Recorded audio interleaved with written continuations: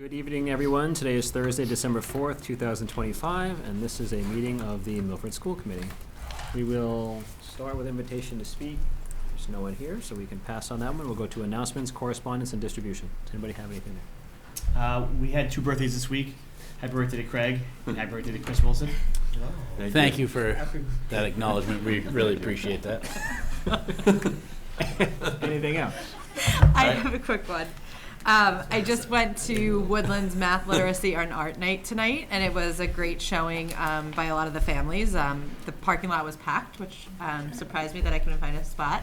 And I went into the literacy and art rooms, and I was really excited to see there were high school students there from the Art National Honor Society and applicants from the Spanish National Honor Society leading the workshops in terms of drawing snowmen and some family engagement activities, and then reading some stories as well in English, Spanish, and Portuguese. So it was great to see it wasn't the staff members standing in front of the families, it was high school students doing the work. So a huge shout out to Michelle Sarah, Shannon Roach, and Megan Gavalleri for organizing that family engagement event tonight. And then I will do another quick shout out for Shining Star, did a preschool Escape the School event on Monday, and they did a fabulous job. It was all different classrooms. The families had to kind of travel between, and then they took a big family picture at the end, like an escape room with signs and a background and everything. So families were engaged in doing some math and looking at shapes and numbers and counting, which was great to see. Awesome. I have 2. One, we're in the middle of our holiday music festivals across the district, and we had a couple this week, I think, a couple last week, and more to come. So if you have a chance, I believe they're on our district website, on the, I don't know which page it's on, but the calendar for events. Come by and see one of those concerts if you can. They're fantastic. The other thing is our building, we worked with our building trades program over here at the high school, and we made the folks in the shop, the kids in the shop, made a float for us to put into the Santa parade that's happening this week. It's it goes along with our literacy theme, so it's a literacy themed float, and it encompasses all of our schools. So they made all the different logos of our schools out of wood. There's books represented. It's a pretty cool float. So that'll be in the parade. I'll be marching in it with Kerry. Any of you are certainly welcome to march with us if you want to. But that's this Sunday at 4:30. Our float will be in line at 3. So we're looking forward to that. That'll be a good event. And shout out to the kids. The kids did a great job on it. Awesome. The only thing I'll jump on is the concerts. The Woodland 5th grade concert was Tuesday night. Mm-hmm. I was there. It was really impressive to see the orchestra, the band, and the chorus all somehow combined. I know they had a practice a couple weeks ago at Woodland where the dismissal of the chorus and orchestra combined was a bigger dismissal than a regular day's dismissal after school. So it was wild to watch the orchestration of that, but the music was fantastic. So definitely, if you can get into any more of those shows, they did a great job. All right, we can move to the general chairperson update. So I have a few things tonight. I'll start with the MSBA project. I'll thank Chris ahead of time for providing this update. Earlier today, there was a site walkthrough that was done last Wednesday with several interested architectural firms. The OPM, our OPM was present and gave building information and a projected timeline. And there was also a tour of the building and the grounds. Principal Otlin and Superintendent Consigli highlighted the educational and infrastructure deficiencies for the group as well during this time. And the next milestone is Wednesday, December 18th, and that is when the architectural service proposals are due. Anything more to toss into that? Are we good? Okay. Next topic I have on here is the budget meeting planning. Was thinking probably a week or 2 ago about this, and it crossed my mind that I wanted to bring up to the group whether or not we would be interested in adding an additional session earlier than we currently have scheduled. Right now, we have Wednesday, the 28th, and Thursday, the 29th, both from 7 to 9 p.m. That worked fairly well last year. However, we did have numerous other meetings after that, and the reason I'm bringing this up is because we're likely going to have, I would imagine, 6 to 8 potential negotiation meetings somewhere in the March to May timeframe. So I wanted to know if people preferred adding one more session earlier on the Saturday before, which would be the 24th, to try to knock out more budget before we ended up with a heavier schedule in the winter. So, thoughts on that? So the big, okay. No, go ahead. I was gonna say the big Saturday, or the longer Saturday meeting would be the 24th? 24th, I believe, was what when mentioned would be doable without messing up any timelines or Okay. any planning they already have in place. Okay. I'd be good So, with so what I would say is, not that I want to necessarily add anything more to the traditional budget session, but I think our budget subcommittee has some more work to do, and we've had some topics on the table that might need further discussion, so I'd like to leave something open. I don't want to schedule anything, but I think there's going to be a lot of development between now and January 24th that we might have some more things on the table other than traditional, maybe some of the things we've been talking about for the last year or two, Certainly. just to put it vaguely. Does it make sense to put I a just want that place- on everybody's radar, not necessarily to book a date, but we have some things that have been on the table that we might need to discuss in addition to the traditional Okay. initiative requests. Okay. Would it make sense then to potentially bookmark or, I guess, tentatively schedule something for the 24th on that Saturday morning? To give So us we an don't have it extra session? scheduled now? Right now, we only have the Wednesdays of the 28th and 29th. I think it makes sense to put that as a placeholder. I think there's a lot of Okay. significant things Sure. being discussed right now, and it's only one Saturday, and it's only 8 to 12, or Yeah. 9 to 12, whatever, presumably, but Okay. yeah, I don't wanna rush through some of the important things that are, Sure, let me note again, that on down. the table. I think it's, because it's budget, it's important. Of course. I think scheduling the dates now so we can block our calendars, it's easier to schedule them now than if we don't need them, we can always kill them, Exactly. right? Just So can we get, Agree. can we also get the subcommittee meeting scheduled ASAP if you want to meet, do you want to meet before or after the holiday? Do you think? And with the 24th as being like the day that everything needs to be done.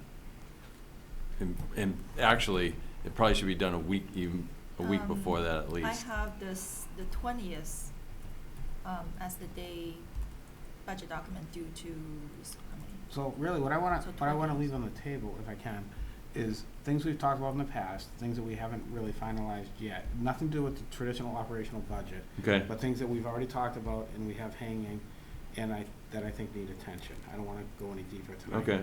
But, maybe one before the first and one after the first, on the budget subcommittee level. Things we've already talked about, Yeah. but things that need more discussion. Okay, so we'll have Melissa work on that for us, like tomorrow or early next week, So with that, if we can do a budget one, either before or after or both, and then just, whether it's a Saturday or another date that's not traditional initiative discussion in that mix.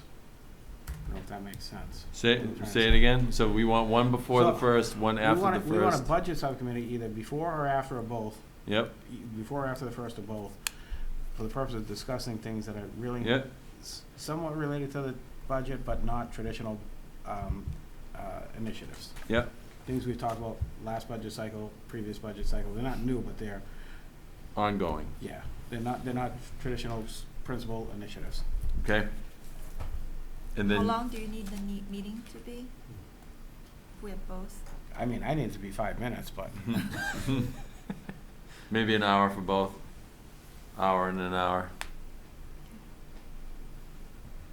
Excellent. We'll add the 24th too in that morning, whatever we typically did for that And- window, and then we'll. And just realize that like when I think Wen set the date for the 20th, it was anticipating that the meeting we would have would be Sure. later. So that's gonna give you all less time to see the documents It will before the Saturday, That's a good right? point. That will shorten our review period if everyone's okay with that. It's fun. All right. Make it work. I know it's probably been said before, but it'd be great if we can get the documents out, before we have meetings, a few days ahead of time for any budget stuff. We're gonna get it 4 days ahead of time. The 20th. Okay, just making sure. My apologies, so January 20th, I just assumed December 20th, because that's traditionally you had always, Yeah, for Christmas break. No, but we're talking about our meeting, which would be January I 24th. realize that, but I'm sorry. I guess all your budgets from your principals and department heads are due when? We're in the middle You're of in the middle budget of that, right? meetings Okay. right now. All right, that's what I assumed. And then we gotta give time for when to put it all together. Correct. And then I guess it's been on the, you've had it on the books for January 20th, Okay. which was fine. That's what I was getting at. It was fine when the meeting was the, 27th, 28th? Yeah. Yes. You had 8 days, but now you don't because Now we're you moving don't. it to Saturday. So I don't know that when can back it up any further. Right. That's fine. Still a lot of work to do. No, and that's how we ended up on the Progress. 24th. That was the Right. one, that was the Right. one option earlier. So we could do that, or we could do something, But I'm sorry, out in I may February. even be contradicting myself, but we had the 28th and 29th. Yep. What is the 24th? the 24th was a thought of adding another day early for the budget before we end up in a cycle of negotiation meetings on top of the other meetings. Just trying to see if people wanted to spread out their time All right, so. while we hadn't. We could go to early February and add one after those 2 days instead. Again, I may be contradicting myself. I don't think we need the 24th. I guess maybe I was taking the opportunity to say that we have some non-traditional budget items, non-recurring, or things that have happened in the past that I just want to have a budget subcommittee on before the 28th or 29th. Maybe I didn't articulate that well, maybe I didn't think it through well. So the point of this specific topic that I put in here was to see if we wanted an additional day on the calendar to try to knock out more budget stuff for the general and new initiatives piece. If people don't feel like we need it, that's fine. If you want to schedule another one early to try to get it done earlier than we did last year, because last year we had, I want to say, 3 or 4 meetings that went into March by the Yeah. time we were done. Just trying to avoid. So I don't think we need to push it to that Saturday. Again, I had two digressing, converging, whatever you wanna call it, thoughts. I was thinking about other topics, not the traditional ones. I don't Okay. think we need to rush the traditional ones. I think 28th, 29th is fine. I'll leave it up to everybody else. I'll be there on the 24th if you want. I mean, if Wen can have it available for the 20th, so that way we can meet on the 24th, I think that would be ideal, given like what you're saying with the contract negotiations, like, it's, yeah, I mean, even if it's like a shorter initial session, at least we get a little bit more conversation going, but I'm fine either way. I guess one thing I want to add, we've been through, are we almost done? We've probably done half of our meetings already? I was going to update, we had 7 and we have 9 to go. Almost half. The way that it's looking is we're going to have probably far less new initiatives than we've had in the past. Okay. Right? Was that fair to say? Not yet? You're not ready to say that? It's too soon. I don't know. And That's how it's trending. it's trending that way. It's trending that way. All right. But So it's guaranteed to be that way.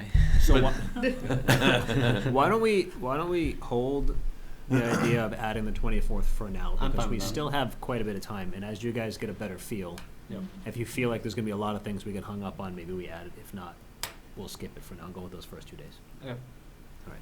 And really, this isn't something we have to iron out tonight. Of course. We can communicate on, do we wanna have a meeting on this date, yes or no, Sure. outside of a meeting? Yep. I just Yeah. want to block off dates early. I just, yeah. Exactly. I wanted to bring it up while we had the time and the calendar available, but we'll revisit it at the end of the month. And one other thing, Mr. Chair, is I'm flexible on those 2 dates, and it's just, obviously, we have a 7 o'clock meeting time. Would it benefit everybody to start an hour early at 6? Yeah. For those 2 For budget those, meetings. those 2 weekday 6 to 9 meetings. instead of 7 to 9. Yeah, like, All right, that's something whether we it's can, 6 to 9 or 6 to 8. When do we but, have those? It's a Wednesday and Thursday, the 28th and 28th and 29th. 29th. So, but I will defer to others that may have more engagements. Wednesday might be tough. Thursday, I can That's do fine. 6 o'clock. And again, 7 o'clock's okay with I me. have time. I can I just rearrange things. wanted to throw it out there as a potential scenario. Right, we'll keep this on the radar. Okay, makes sense. Thank you. Next topic, I lost it, where is it?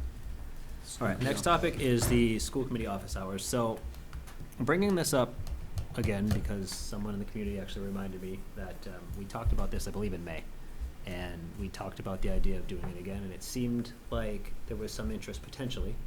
And then I think we hit initiatives, the improvement plans, and we never revisited it. So we need to get back to it and wrap this discussion up. So I feel like we've half had this discussion a handful of times since I've been on the committee.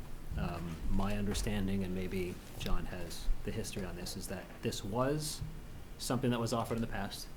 There was no participation, from what I understand, so it stopped because committee members were sitting in a room for an hour multiple times a month and no one was going.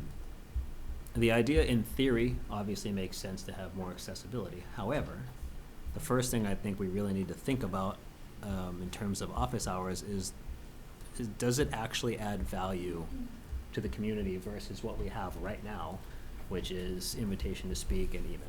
So that's one of the questions I'd like to work out, and if there's a value to it, and we believe there is, I would like to nail down potential individuals that could commit to some sort of sessions in early evenings, but I guess let's start with just whether or not there's a value for it. John? So I'll certainly give you my opinion. We're 7 elected officials. We all are highly accessible, I think, phone, email, in person. I don't know what an office hour does that somebody can't reach us through any other avenue. And I know that any individual meeting in the office hours isn't speaking for the whole committee. They're just hearing the residents' thoughts or complaints or anything else. I don't see it's not something I see as adding a whole lot of value. Of course, more accessibility is more value add, but I just don't see the need. I mean, what's the problem? Who can't reach whom?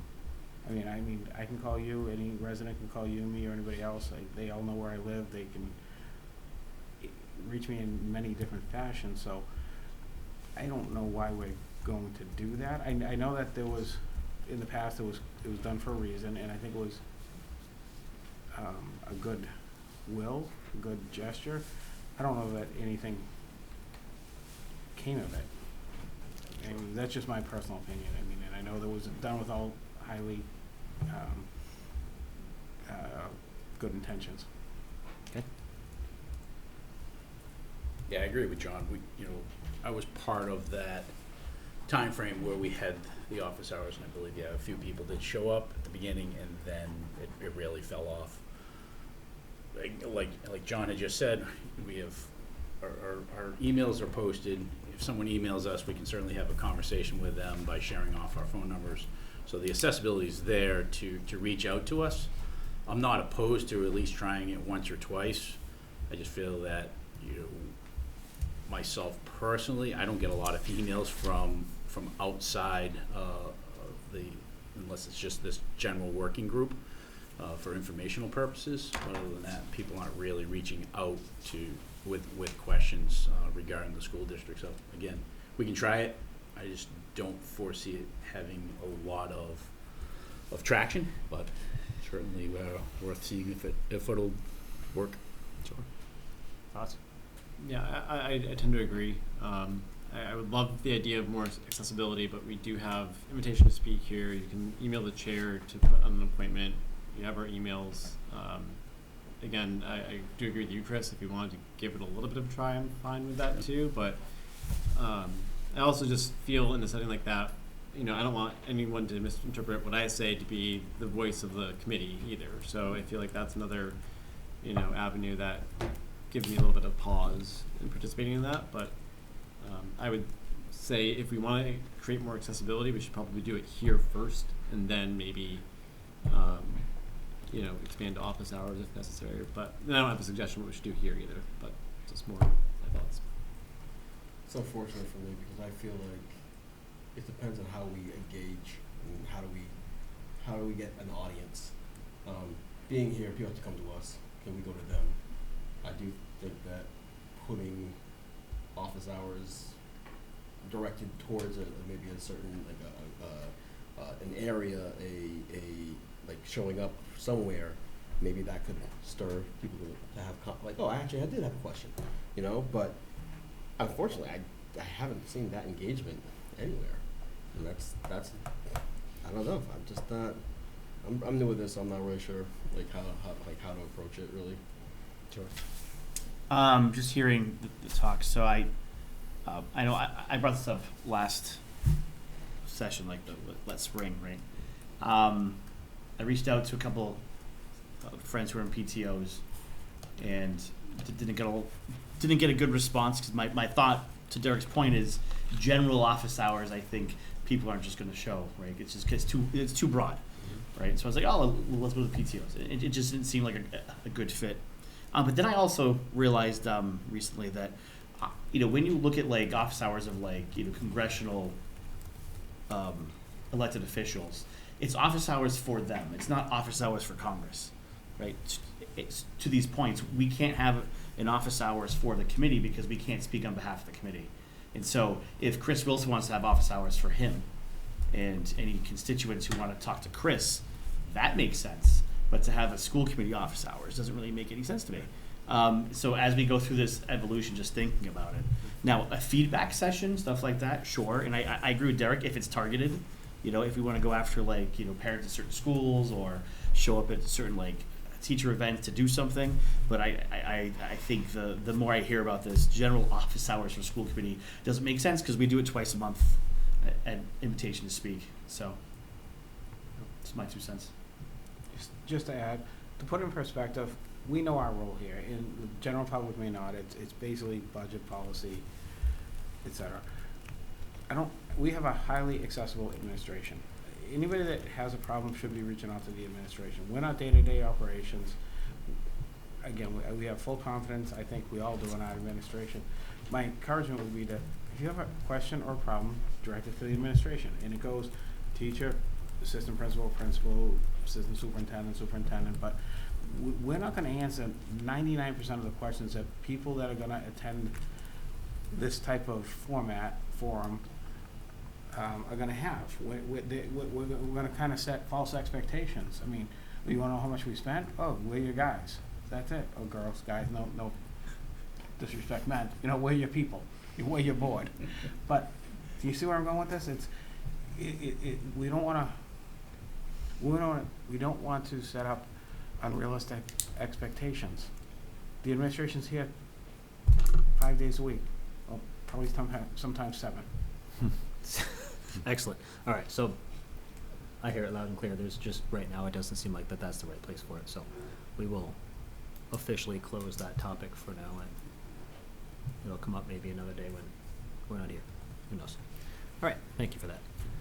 I'm going to jump us over to agenda item 6 so we can get to the class size discussion if nobody has any concern with that shifting. No? All right. So let's move on to the report of the superintendent of schools. Okay.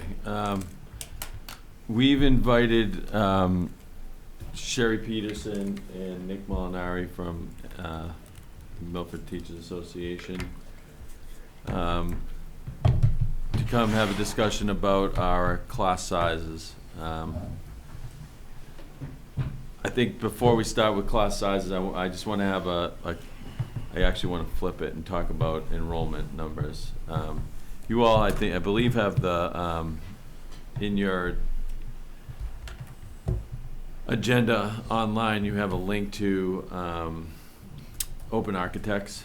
They have the same Open Architects link, but you can go in there and look at enrollment, and you can look at what's there this year versus what we had last year.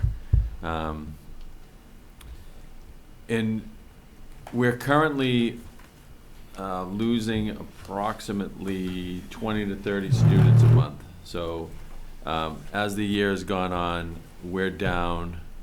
Hold on, I lost it now. we are down, we started the year at 4317, and we are down to 4266. All right, so down, I don't know, what's quick math, 50, 60 kids, but roughly 60 kids from the start of the school year, so losing 20 to 30 a month. Which, losing,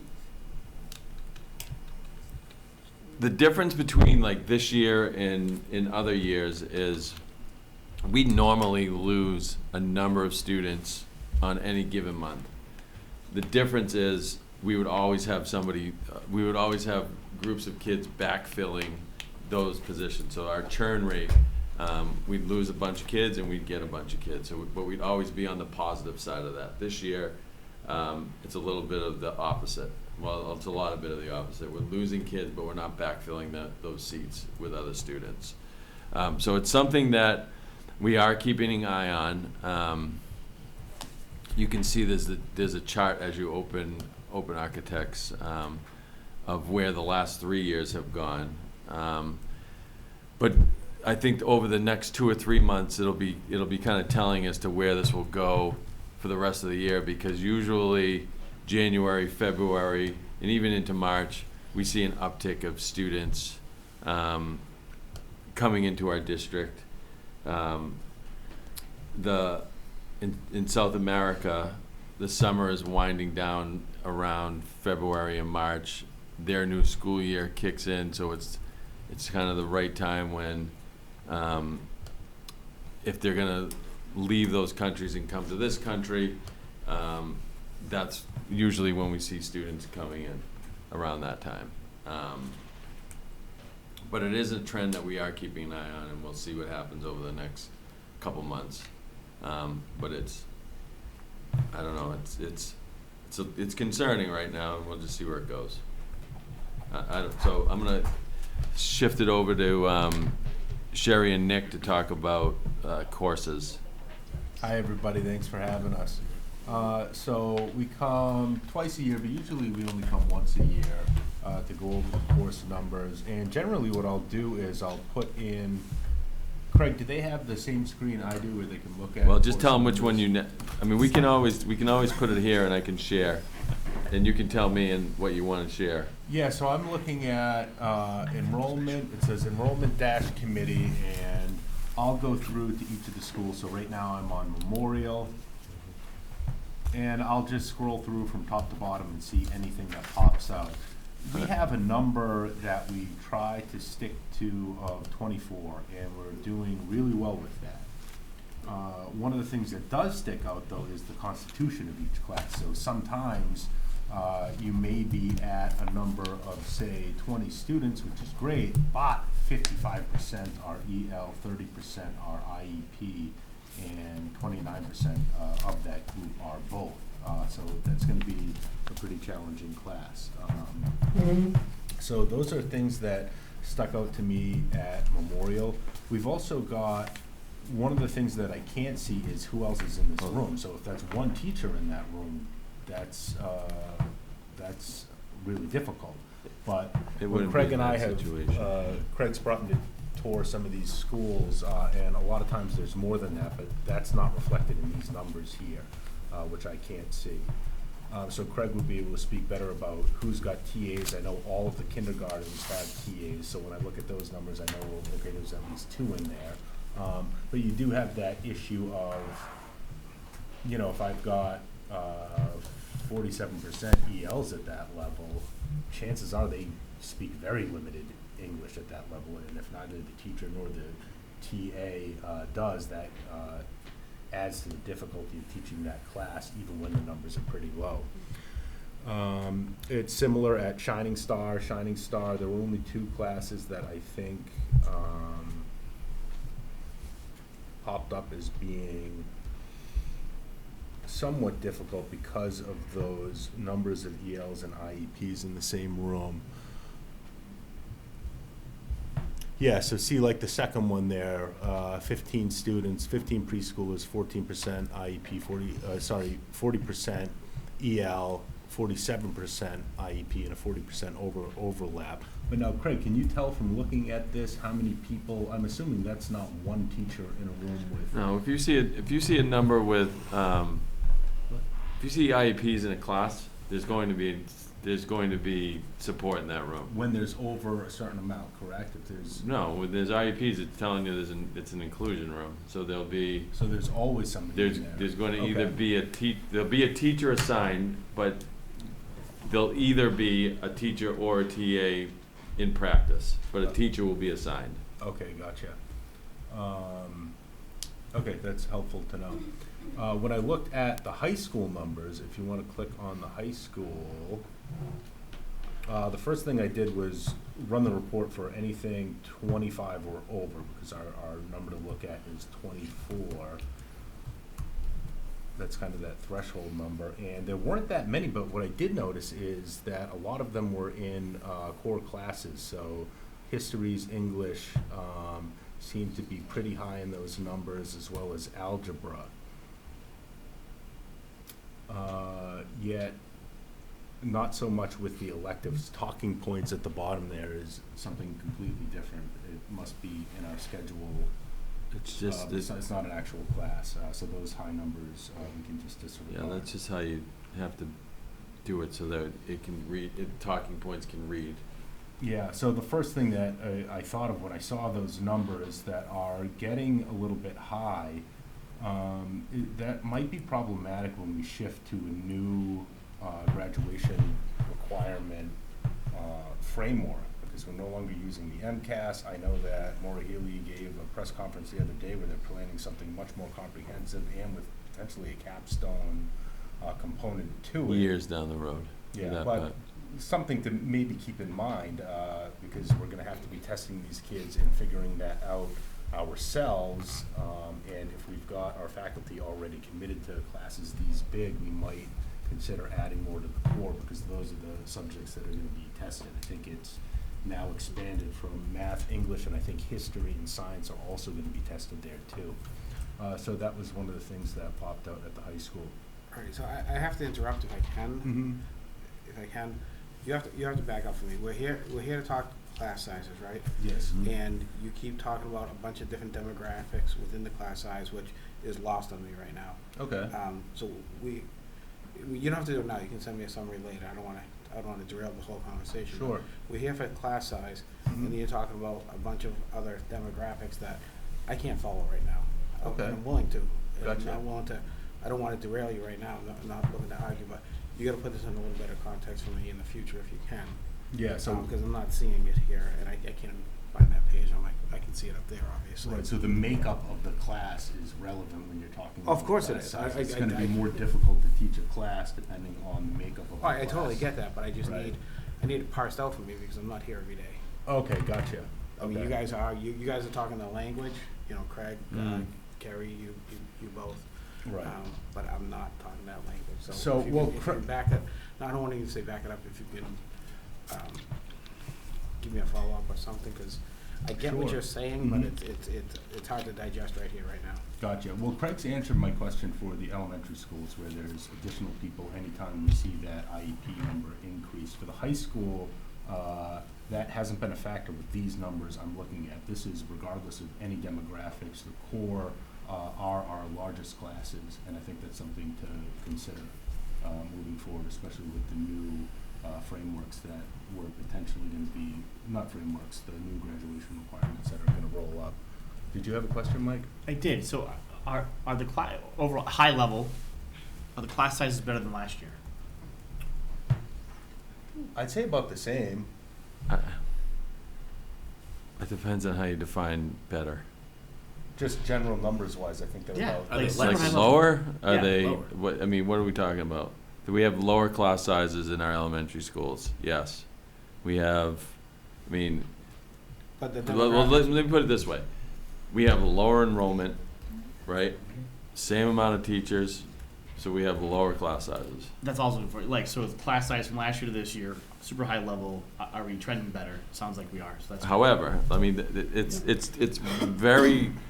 it's very much, it's more complicated than that. Of course, it's very Right. nuanced. Yeah, I just wanted to get Like the way that we used to do this report was, we have 15 English sections in 8th grade. We have 15 8th grade English sections. We would take the number of 8th grade students divided by 15 and say that our class size is X, 20, right? Because we did the math, but it's much more nuanced than that, right? Like Sherry will tell you, she has 1 or 2 classes of 27 or 28 students, but then she also has 2 or 3 classes of 14, 15, or whatever it is, right? So it's, on the one hand, she has some high class sizes, on the other hand, there's lower class sizes. But if you average it together, From you a get committee 20. From my perspective, a committee's perspective, I think Mhm. we're entering budget season. And so the reason I asked that is from a super high level is, are we looking like we need to add more teachers or not? And that's where my mind was going. So Mhm. it sounds like that the class sizes have gone a little smaller Mhm. than last year, which is a good trend. And so, yeah, and of course it's nuanced. I totally agree. When we get into the individual education, that's a whole new story. But I wanna Yeah, understand just more. from the 50,000 foot level, are we, where are we going? So that's it. I just wanted to. 50,000 feet, we have 14 in every class. And I also think, yeah, Yeah. you're right. And I also think that what also complicates it is, if you just want to roll out a high school with core classes and be done with it, you can have really probably nice even classes, nice and small. But if you want to like add elective classes and do all these different things, there has to be a sacrifice somewhere, because you have to take something out of the schedule to create this other class, which would then increase class sizes over here. If that makes sense to you, right? Like, Yeah, the deeper you have to more get rid nuanced. of a 10th grade English class to create a different sort of English elective over here, which would make this increase, but then also you're adding this other class size. And I think you can see over here, the higher class sizes, to Nick's earlier point, when you look at EL and IEP, as he was pointing out earlier, it's AP Calculus, for example. It's 28 students, but it's pretty homogeneous. Can I ask a really simple question? Mhm. And we could spend hours digging into the details Yep, of this. we and can. I'm not- right? So, and I get it. From the deeper, the closer you get to it, the more nuanced. And I think I probably asked this before. When we talk about the class sizes, what is the goal that we want to leave with? Right? I'll answer that, Mike, because several years ago, many contract negotiations ago, we talked about the language in the contract that says that you guys will do your best to keep class size averages at 24. And every year, class size averages were 24. And it looked fantastic because the class size average was 24.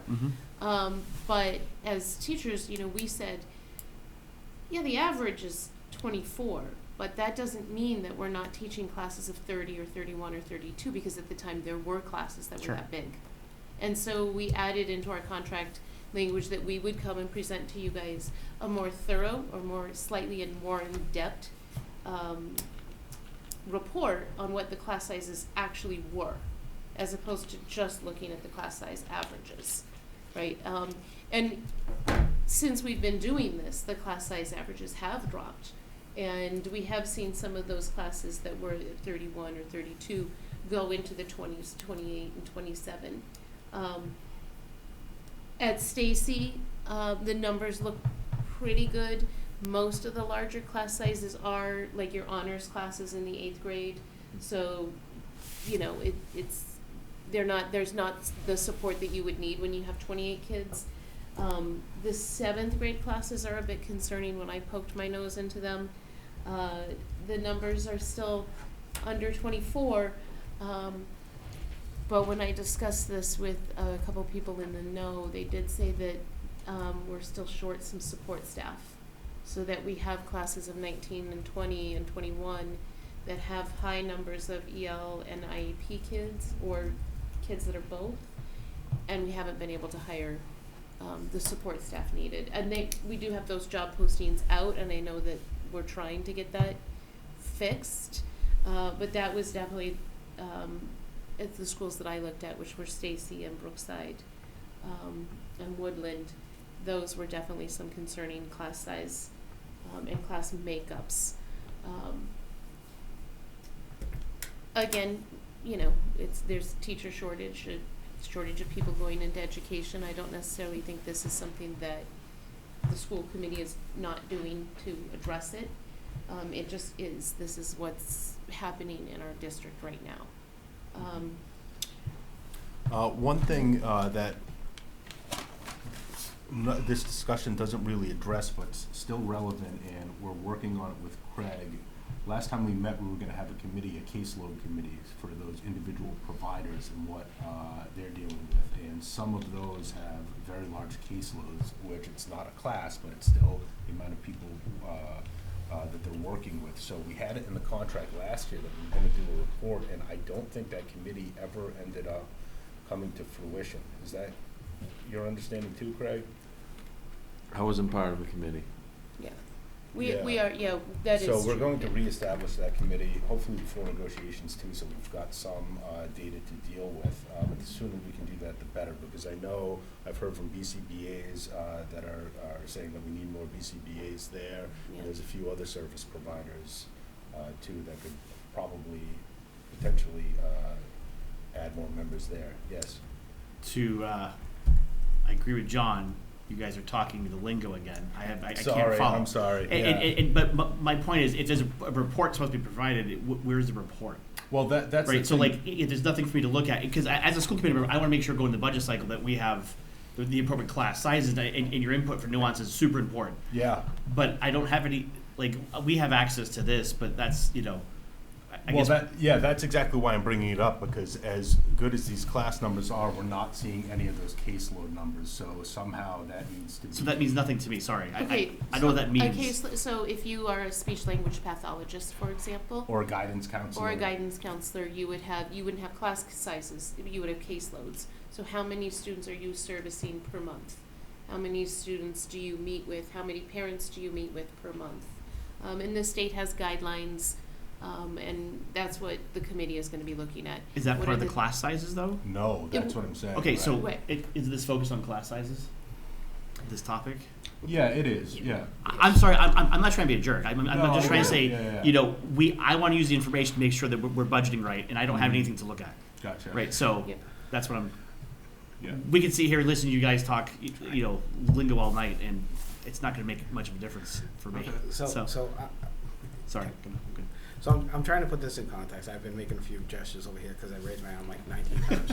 But we're here, to put it in context, we're here because of the contractual obligation to discuss classroom sizes. Yes. Is that Yes. fair to say? Yes. And we're hearing,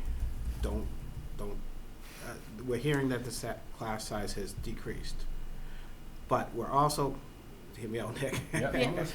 That the intensity of the instruction has increased dramatically because of the caseloads and the other things that I can't articulate very well. Yeah, I don't know if it's dramatically, but it's definitely increasing, yeah. The Somewhat, needs right? of You the said- student. Yeah, so we're, I think we want to accomplish two things. We're here to do the contractual obligation to hear about the class sizes, Mhm. but we're also here to holistically solve or improve the situation. Yes. And that's what I'm all about. I'm not here to argue about, I was arguing about the fact that I don't understand it because I don't understand all the language that you're saying, like I said earlier. Gotcha. But I am here to help hear it and address it and improve it, if that Mhm. makes sense. Yeah, Gotcha. I agree. I'm not trying to be a jerk. I want to help. Yes, so, Definitely. Give me information to help. I'm bringing it up just because it's something that's not captured in here that we do need to take into Yeah. consideration, that's closely related to class sizes, but for different faculty members, and that we do have a committee that we're forming that's going to be able to give you more clear information about that. Is that accurate? It is, and we're gonna be looking for school committee members to be on it. Yeah, I because think Mike it's- just signed up. Sounds like it. in the Sounds contract. careful what you wish for. It's in the contract that way. So can I look at Algebra 2, 1 and 2? I see that has 28 students, 7% EL, 4% IEP. What do you think about that? Is that class size is Oh, what happened? Yeah, that's a tough Is class. that at the high school or? At the or high school. At the high school. Algebra 2 what? H01. So that would be an honors section Honors, of Algebra honors, 2, okay. So just that- to give you context what that Mhm. H stands Yes. for. so I can talk about math a little bit. Right. In terms of the math sectioning and scheduling, Mhm. there are sometimes decisions made where the honors sections are okay to be a little bit higher, so Right. that the CP and concept sections are a little bit lower, knowing stereotypically that some of our IEP and EL students are sitting in a concepts and a CP level course. Not that they don't have access to the honors, but stereotypically that's what kind of happens. So that's where I think you guys are talking about, like, there's some give and take of, do we make Algebra 2 even of 24 across the board? We probably could do that, but a 24 class of concept students is very different than a 24 class of Algebra Mhm. 2 honors students. And you can have students who are ELs or on IEPs if their need is not in math, right? Right. They might have a reading disability, Right. but can do fantastic in math, and you would want to give them that opportunity to take those. We have a breakdown, but it doesn't break it down as much as Right. you need. Okay. Right, we don't have that either, Right. but I know that, speaking from my own personal experience, I often have kids in my honors classes that are either Ls or on IEPs for disabilities in other areas. All right, great. That's why I brought that example. Yeah. Just to break that one down. Perfect. Are there other major topics you guys want to touch on that you didn't get a chance to speak about? I don't think so. I don't think so. I think we covered it. Okay. So I'm just kind of wrapping up what I've been listening to, and I think the data we have here is great. Going into budget season, obviously you guys are going to work on that task force, especially those caseloads. I think that we've had this discussion year after year with caseloads about whether or not there's enough support staff in place. So obviously the sooner we can get that information, the better, because I think that that's always going to be a topic we're going to have to talk about at budget time. As needs go up and down, we need to make sure we're providing people for that. So that report would be awesome if you guys get us that sooner than later. Okay. Yeah. And when you need that person to join that, just let us know and we'll find somebody. All right, sounds good. Nobody's looking at you, Mike. No, Happy to help. All right. All right, thanks, folks. All right, All thank you you guys guys for so coming. much for your time. We appreciate it. Thank you. Thank you, Sharon. Thank you. Thank you. All right, we will bounce back to agenda item 4, which is listed as out-of-state travel request for the Okay. high school varsity cheerleaders to nationals in Orlando. I almost forgot, thank you. Is that about it? Is there Yeah. more? So, our cheerleaders would like to request to participate in the nationals, AmeriCheer Nationals in Orlando, Florida. Their plan is to come to school for a half a day on Thursday, head down in the afternoon of Thursday, March 12th. They will miss that half a day. The half a day that is already scheduled for Friday, it's Friday the 13th, is a half a day. They'll compete Saturday and Sunday, return Monday, and be back in school on Tuesday the 17th. They're hoping to defend their national title from last year's nationals. So they need a vote from you because it's an out-of-state travel request. So they're missing 2 days of school? About a day and Technically, a half. technically, yes. 2 half days and a full day. Who pays for this? I don't know the answer to that. I think they do some fundraising. They do some fundraising and then they pay for it on their own. Comments This or is questions? something that they've done Yeah. for years with no issues. So I'm happy to make a motion to approve this out-of-state travel. Motion by Chris to approve, second by Derek. All in favor? It's unanimous, thank you. All right, we will move on to the MPS policy review. So there's one policy for now that we will talk about, which is file JLCD administering medicine to students. There's an update, or I should say just a kind of a red line change you'll see down in the 4th paragraph.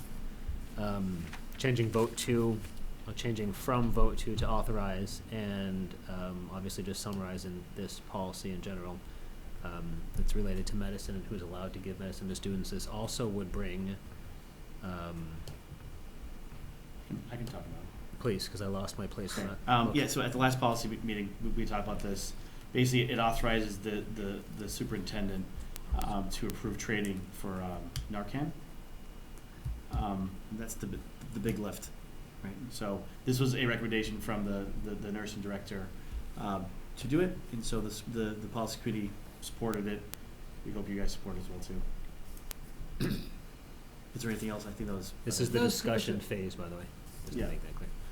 So, far away. No more discussion on this? No discussion here. Okay. Then I will look for a motion to approve file JLCD administering medicine to students. Motion by Brendan. Second by Derek. All in favor? Unanimous, thank you. I did just want to also, publicly thank Amy Leon of Chris's Quarter and Police Chief Tessino as well for bringing this Narcan initiative up around town. It's not just in the schools; they've put it in other places, obviously in the town as well. And I think it's a good step, obviously, in protecting this community. So, thank them for that. All right, so we'll go on to agenda item 7, which is the report of the interim assistant superintendent for teaching and learning. Great, thank you. So there's another policy that we need to make some updates to, which is JF1, our middle school pathway exploration policy.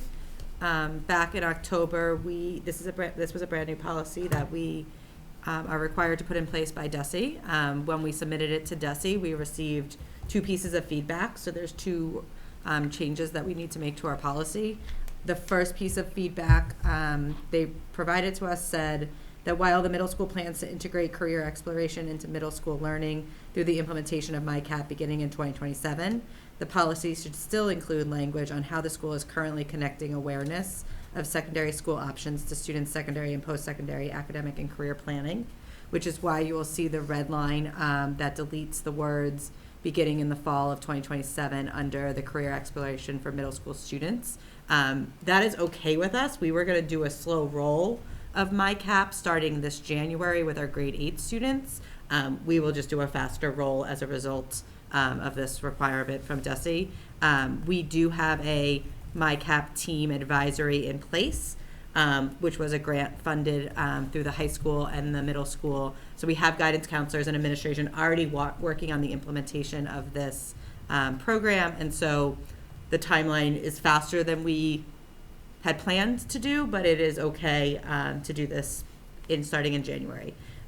Just so you know, MyCap is really just it's a framework for students to kind of go through that has to do with college, career, and civic readiness. And it will include a platform that they track over the course of the year. So they will kind of build this portfolio from 6th grade and then use it in their college planning up here at the high school. So I think it's a really great opportunity, and the pathway and the online system is all supported for free, so there's no financial implications here. The second piece of feedback that DESE gave us was that the policy should clarify that 7th and 8th grade student names and addresses are shared by October 15th, which is why under information sharing you see the change in language from upon request annually to by October 15th each year, which is really just a quick change there. And then as we were reviewing this, this policy is very Blackstone Valley Regional Vocational Technical High School ready focused, and so we added the paragraph around what we're doing to kind of collaborate with Milford High School between Stacy Middle School, especially as we look to bring in more CTE policies, programs for our students. So we wanted to make sure that that language was there so that if our students are going to BVT for a tour, then they should be coming up to Milford High School for a tour. If they're getting information sessions from BVT, then we want to be providing them with that information sessions as well. So we added that language, although DESE didn't require that addition here. This does require a vote because it's an update to policy. Is there any discussion on that? Just a question, isn't this the policy that we recently voted, but now Yes. you're amending Yeah. it? That's what I Exactly. thought, okay. This was back in October. Yeah. Dusty kicked it back to us and said, That's you what have to I make thought. these changes. Because it all sounds. Here's the change. Almost identical. Yes. But that's important to know, Yes, it's like, well, it's probably- Desi, Yeah. we submitted it to Desi, and Desi kicked it back and said, you're missing this and this. And so, that's why we have to come in front of you No, now. makes total sense. Okay. I'll motion No more, to, hold on, no more discussion? No, all right. I'll motion to accept the changes. All right, motion by Brendan to accept the changes to the, JF1. policy JF1. JF1, I'll second. second by Chris, all in favor? Unanimous. And the last update I have is just around our implementation of exponentiary learning at the K-5 level. We're, believe it or not, we're more than a third of the way through the school year. So we are more than a third of the way through our first year of implementation on exponentiary learning. Carol Swiderski, who's our curriculum supervisor of literacy, has really started working closely with our instructional coaches, doing some language dives. A language dive is a core practice as a part of the program that supports students to look at and understand the structure of the language of a text, really in the service of comprehension. And so she's collaborating on a bi-weekly basis now with the instructional coaches around this specific practice to make sure that the coaches are comfortable with it, but then also to start to think about how do we get our teachers to start to implement this core practice with integrity and the way we want it to be implemented. So she's spending a lot of time building their content knowledge and expertise and pedagogical knowledge to get the information to the teachers. The instructional coaches will also begin to engage with our TNTP consultant on some monthly professional development sessions that are part of our PRISM grant that we have. I think that this is a great way to kind of bring an outside perspective in. They've done some learning walks and some data, so they've identified some areas of growth in terms of our implementation, and so they will be working together to address those areas of growth and really problem solve. And I think it's great. Sometimes no matter what organization you're in, you get a little blindsided by the way that we do things in an organization. So this will give them a perspective from the outside to potentially make some shifts and changes accordingly. A really quick highlight here is that the grade 1 Brookside team just finished their modular 1, which is 3 units. The modular was called Be a Maker, Solve Problems, and Create Fun. At the end of the modular, students were engaging in a performance assessment around creating something to benefit the classroom community. They held an event on the Tuesday before Thanksgiving break where they called it Maker Mission Celebration, and the students shared their creations with each other, and other staff members and district leadership kind of went and celebrated with them. And the grade 1 team was really enthusiastic around having this exponentiary learning program allows us to do these types of events. And there was even a comment about bringing in the community next year to celebrate some of the different inventions that the students came up with, or Maker Mission that they came up with. So I think that's a huge win in year 1, that we're already celebrating kind of student work in a public internal way right now, and hopefully that becomes something where we're engaging community and families in the future. We're also in budget season, as we talked about a little bit earlier.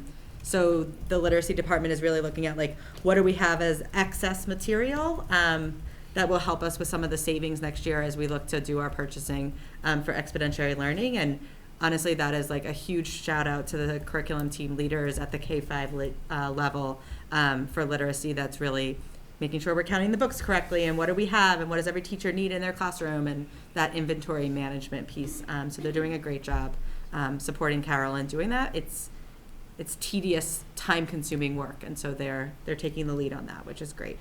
My last update here has to do with Ignite, which is our one-to-one tutoring at Brookside and Memorial. We have 205 seats this year. It was a grant that we received to fund this. At the beginning of the year, 165 of those students were placed in the kindergarten level skills group. At the conclusion of the first cycle, which just happened, we saw 75% of those students progress to grade 1, which means 45% of our students have already moved a grade level in one cycle of one-on-one tutoring with Ignite, which is huge data to celebrate. And also a huge thank you to the teachers for putting their kids on the one-to-one Chromebooks with the tutor, but it's making a change for our kids and hopefully helping us close some of the foundational literacy phonics skills that we are not addressing with exponentiary learning, because we're addressing the comprehension, building knowledge piece of things there. So that's what's going on with K-5 literacy a lot, but some really good things. Mr. Chair, can I ask? Go ahead. You, sir? Quick question. Obviously, we've become a very technology-driven kind of people. How much time, or are we looking at, how much time is it truly like looking at, paper versus screens? I know that you just talked, the only reason why I thought that, you just talked about Ignite and how Ignite, it sounds like you're on a computer and that must be a way of assessing that Yeah, part. so Ignite is one-to-one tutoring online for 15 minutes a day. Okay. So the kid gets on with their one-on-one tutor for just those 15 minutes. In terms of like time on screens for exponentiary learning, we've bought a ton of what they call trade books. So kids have the physical copy. There's about 3 to 4 kids per physical copy of the book. So there's 6 of the same book in the classroom at a time, and they're sitting down on the rug, looking at that book, engaging in that text. It's not text on the screen. Great. The teachers do have PowerPoints and stuff like that where they're Yeah. using it when it's whole group, but we bought all the teachers the physical copies of the books to do read alouds and all of that I as well. appreciate that, So, yeah. Like I said, we're trying to balance that Yeah. out, right? Like technology is there to be able to utilize, and it's the draw for students, but we also, trying to still utilize, pen and paper. Correct. So. Yeah, Good. I think only Ignite is from what I But- talked about in terms of Yeah, and it's exponentiary only learning and 15 Ignite minutes, so only. it's a snapshot of their day, which And is it's- nice. Important to note, it's like a Zoom meeting, right? You're Right. interacting with somebody. It's not like you're on the screen trying to read a book. You're interacting with the person on the screen. Okay. Which Still I screen think- time. It is, It's still screen time, but I think yeah. it's different. And again, yeah. I'm Different not- sort of screen time, right? Yeah. Where it's interactive. Okay. Thank you. Yeah, question about, or question/comment about the Ignite one-to-one learning. I don't know if you're aware, Jake Auchincloss, who's our congressman, he's actually proposed a new legislation for additional funding for one-to-one. Have you reached out to his office at all to like show him the data and like help support this initiative, or any type of insight into where that's going? I mean, it's pretty new that he's introduced this, but he's been talking about it for a while, specifically because of the pandemic learning, or the lack of or the learning that we lost during that time frame. Yeah, I have not, but I'll send you over. there Ray. was, send it to me. There was a group, and Craig, I believe you were part of the group that went to the State House last year and did some lobbying Oh, yeah. around one-on-one literacy tutoring. Yeah. I don't remember if he was there or not. Brian Murray was there to Yeah. support us. So we were part of an initial grant with 1-8 last year, and there was some data that came out of that through Johns Hopkins. And they sort of led the charge in lobbying at the state level for more funding for the one-on-one tutoring. Truth be told, could we use more funding? In other words, more seats? Not at the grade not at grade 1 where they're offering it.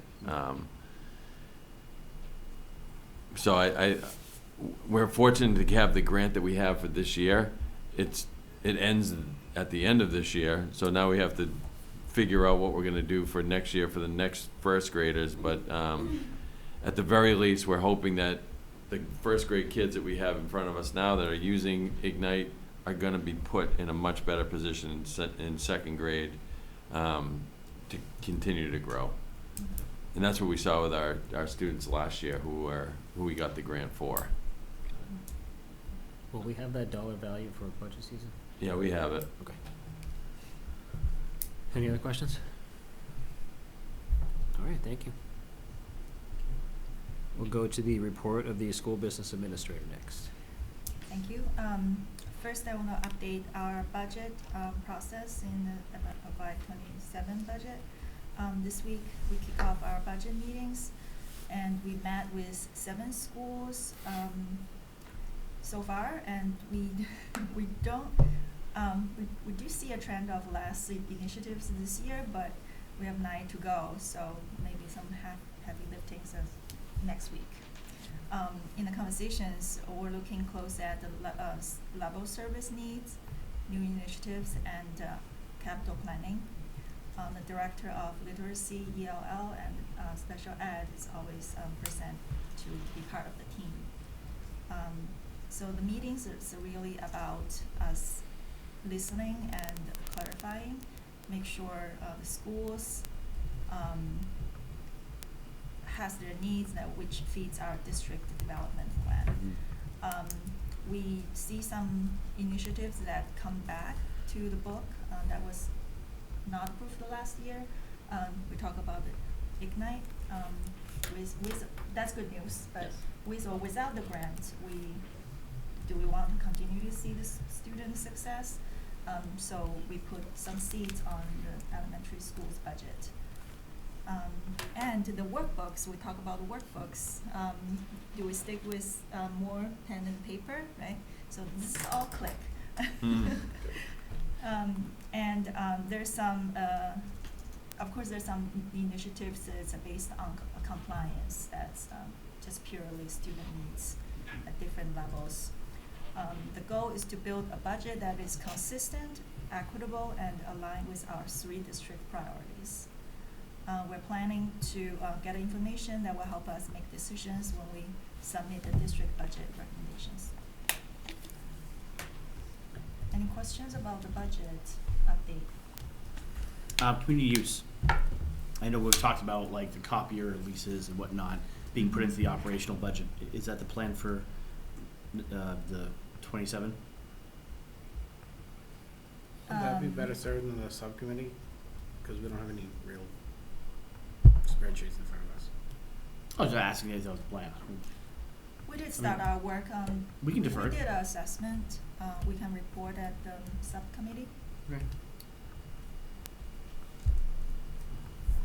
Okay, so the school bids on procurement side, transportation bids are posted as of December 1st. They're also available on the website under Business Office tab if you're interested to look at it. For next step, we have a voluntary pre-bid meeting scheduled for the 17th, and the bids are due on the 28th. So the hope was to have some number to look at for our first budget meetings, but it doesn't matter. I can put the placeholder there for the bid numbers. We're still receiving questions and interest on other on-call services for the HVAC project and other school projects. And so far we received 29 OPM services requests and 48 for designers. So the questions are were due yesterday for the OPMs, and the bids are due next Thursday. And once all the bids coming in, Greg already sent out emails to schedule the committee to go over the bids and select up to four OPMs that serve us. And then for the architectural on-call services, questions are due on the 10th and the bids are due on the 17th. So a lot of things are happening quickly. So there's a lot of work to go, think about 48 bids to look at. Well, hopefully. We don't know. No, we don't know. To look at, but I will keep you updated. Better bring coffee to that one. Yeah, quick question regarding school buses. Just I know that we're in this bid process, and it was asked in the past, and it may be too late. Cameras on school buses, and just It's in there. We put it in is there. in there. Yep. We have. Because I know we currently do not. Didn't we have that as a separate? It's in the bid. We Yes. have two different. We asked them to put up two bids, one with, one without. Excellent. Cameras? Perfect. Yeah. Yeah. Any app tracking? I can No. look right now. Any what? Like app tracking, like to see where the. They are using what, Reverser Trends, the Hmm. software. I know Hopkinton has the app tracking, but I don't know. I was just curious. So we I know don't, it's a we thing. don't own the app, we don't own the software, so it's up to the vendor. The bus, yeah. They're on the bus. Whoever It's runs not, the bus. so we can Yeah. provide. No, okay, just curious. Excellent. I'm good. All right. Hmm? No other questions there? Thank you. Okay. Excellent. So we can move on to the consent agenda, which we're not really gonna do, so let me just take these one. Let me take these one at a time since it's short anyway. We do have 11 warrants in the amount of $724,110.33. So moved. Motion by Michael, Second it. second by John, all in favor? Unanimous? Right on that. Okay, so for the minutes, and I apologize to Melissa ahead of time because I did not finish my note about a missing sentence earlier, so, but she's really fast. Thank you. Just to finish that thought, the, item number 4 for general chairperson update, there was a missing date in the statement, but it has since been magically placed into the note. So, does anybody have anything else on the minutes? I see nothing. So, approval of minutes for November 20th, 2025 regular session. Is there a motion for approval? Motion by approved. Chris. Second. What? Second by Derek. All in favor? I see. I'm working on counting and it's not going well right now. 5 in favor and One abstain. 1 abstain. Thank you.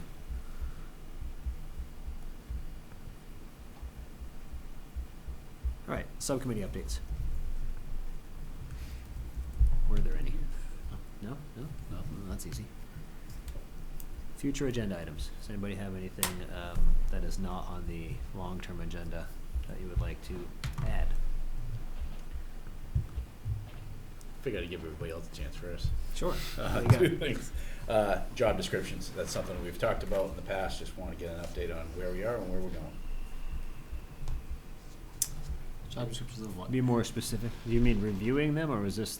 Is this probably like the org chart? The top of the past? Yes. Why are you looking at John? You don't wanna go on the tangent? So, yeah, basically, our org chart, there's, I'll chime in later. yeah, org chart, I think, is the one, and then the secondary one is looking at the numerous stipended positions as we approach, Mm-hmm. our budget season. Working on it. Well, we'll give you an update. Thanks. That's all I'm asking for, an update. Yeah, so. Wanna keep it on the radar. Got it. Yeah, so I think, just to reiterate what Chris said, we need a job description for every single position in this system. It's not gonna get done overnight, it's not gonna get done in 1 year, but we need to start. I know Craig has started, so I'm not saying it like he hasn't, but we gotta chip away at this. I mean, whether it's a stipended position, a coaching position, I mean, the teachers, well, I'm getting off on a tangent, but those are all well defined, but there's so many positions under this umbrella that have never been defined, and they need to be, they will be, and Craig's done an amazing job at everything else, and I imagine he's working on it, but I don't wanna lose focus on it either. Mm-hmm. All right. Nothing else? That's it. Thank you. All right, that wraps it up for tonight. So we do not have executive session. I just need a motion to adjourn. So moved. Motion by Michael, second by Chris. All in favor? Go. Unanimous. Thank you, everybody. Good night.